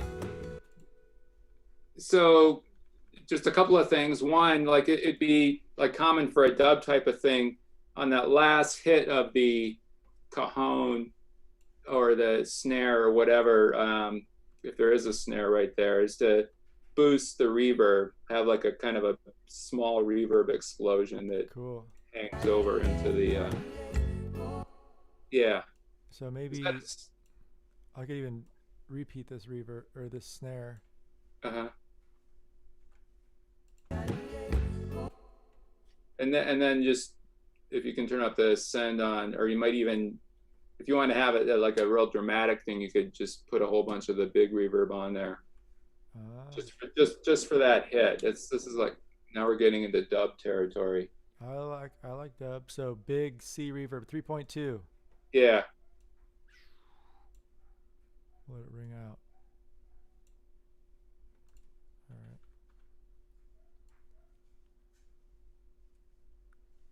Make sure that is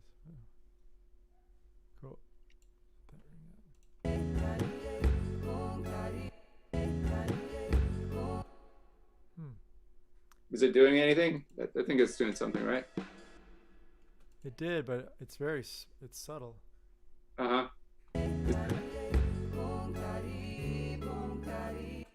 You know, there's an effect inside the reverb that is Uh-huh. really cool. Um, let me, because I think I know what you're going for. Yeah. So this one right here, the freeze delay, All right. show automation. Huh.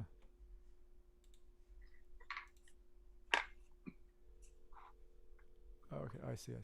Okay. The freeze. Okay, if I turn the freeze on.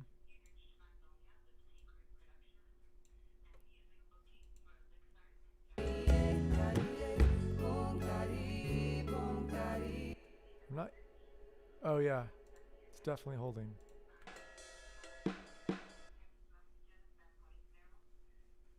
I'm not hearing it here.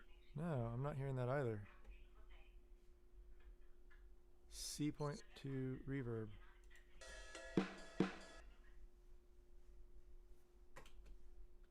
It's soloed, right? The reverb is solo too, or is it solo Oh, safe or something? thank you. I need to solo that too. There you go.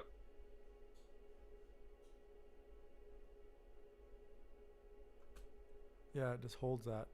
But it's not Okay. it's for some reason it's not taking the bigness of the snare. Uh-huh. Like the reverb. Oh, maybe it's the low and high cut or something. I don't know. No. I'm not crazy about that freeze song, freeze sound. I was just thinking of like just a tail just to Yeah. make it so that the drums are just aren't abruptly cut. Yeah. Are you hearing that? Yeah. Okay. That's good.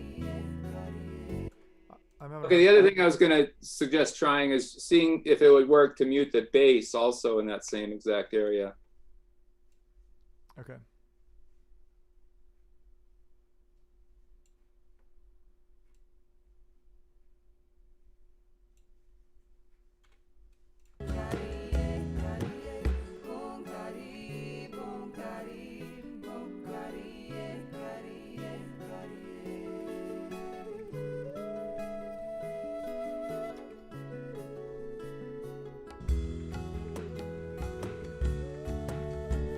Yeah, the bass is a really cool effect. Yeah.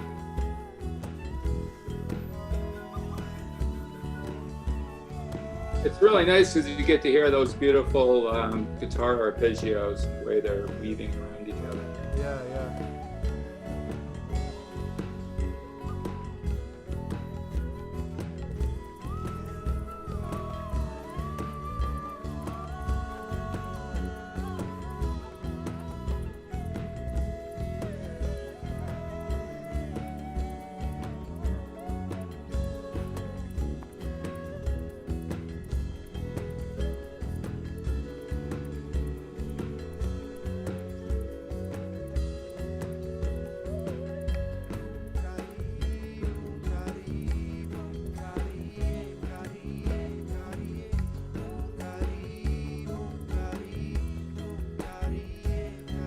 Okay.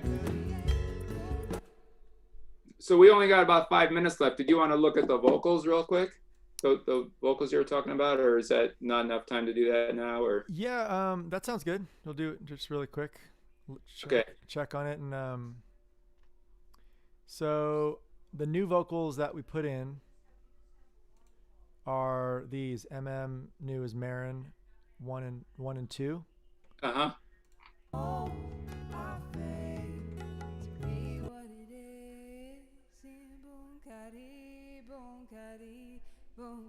I just did a generic follow of what was here before. It sounds like this is more high-endy than the previous vocal. Uh-huh. Are these new from last week, you mean, or? Yeah, she did this a couple nights ago. Okay. Yeah, it's just the first verse. Right. The intro, yeah. It's just more aligned, I think. Okay. Let's see, vocal all. Here, I'll do this.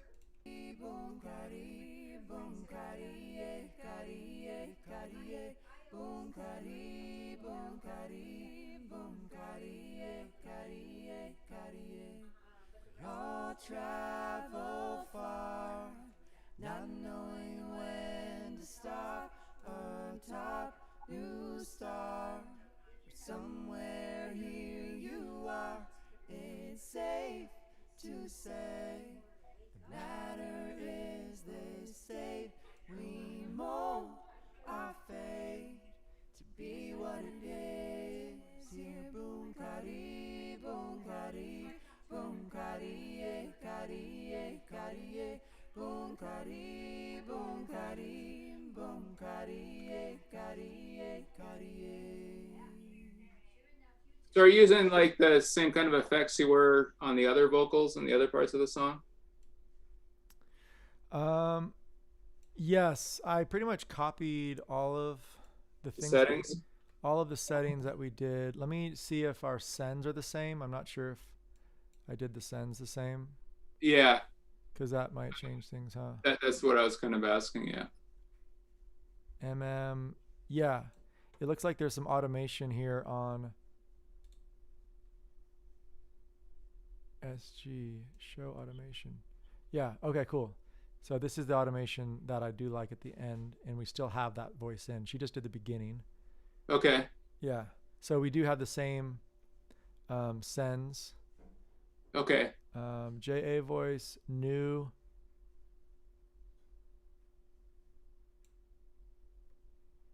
Yeah, we had me just really simple. We didn't really have too much going on with my voice. We just had that mid reverb, the Yeah. 1.2 reverb. Because what is a cool effect is to sort of make the vocals bigger without making them sound really affected is to do like what I call a slap delay on them. Didn't we didn't we do this last time or? Yeah, we did it on other songs. I don't know if we did it on this specifically. Because is it that doubler track or send F or no? Oh, send K maybe. Send K. Yeah. Oh yeah, I can't see what that is here. Yeah, K is 120 millisecond and 140 millisecond, and I do have that on my voice. Okay. On Marin, let me see here. Yeah, you could try Marin on those new ones. Okay. Okay. To say, matter is they stay. We Yeah. mold our fate to be what it is. Here, Boon Carri, Boon Carri, Boon Carri E, Boon Carri, Boon Carri, Boon Carri, Carri E.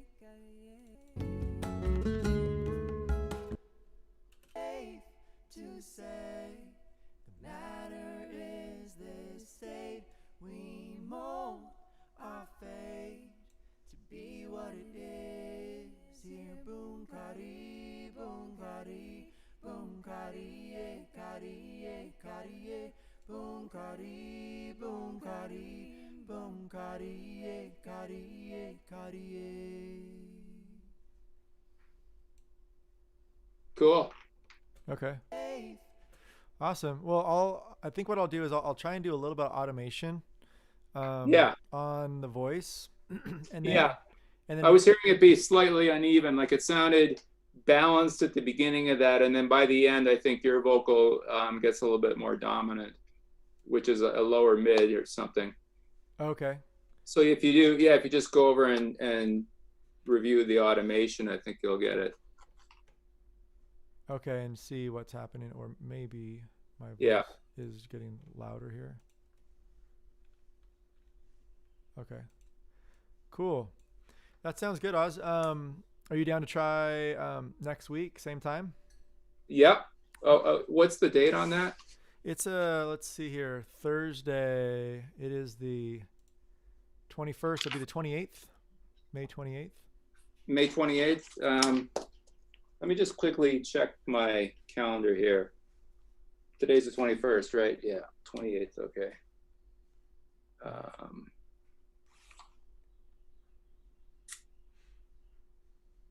Because I know I got someone coming over one of those days.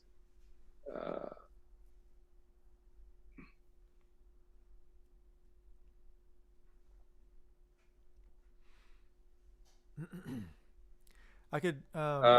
I'm sorry, I can't do it on the 28th. I've got a booking. Is there another day you could do it or no? Yeah, let's see here. Let me see if like maybe Friday we could do it. I have or Tuesday. Could Tuesday work for you? Next Tuesday, like 26th. What's the date on that again? 26th. Yeah, the 26th would work. Yes. Okay. Awesome. Same time, 1 to 3. Let's shoot for 1 to 3 on Tuesday. Okay. Great. Awesome. And then will you be able to work on it before then, or send me a mix? Absolutely. I will do some work on the vocals here. Let's see, it's Thursday. Over the next like 3 days or so. By Sunday, I can get you a Okay. mix, and it should have a WAV file with stereo.